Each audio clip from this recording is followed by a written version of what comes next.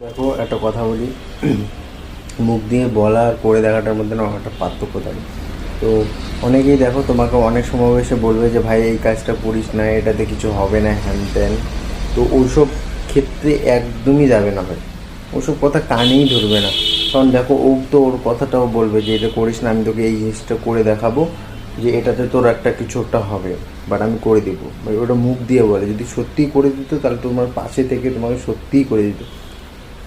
আর কারো কথা ভাই শুনবে না ভাই, কারো কথা ভেবে তুমি একটা যে করছো তুমি ওটা ছেড়ে দিয়ে তার পিছনে চলে গেলে, এইসব জিনিসটা করবে না ভাই, তাহলে নিজের পায়ে নিজে কুড়াল মারবে, আমি সত্যি কথা বলছি।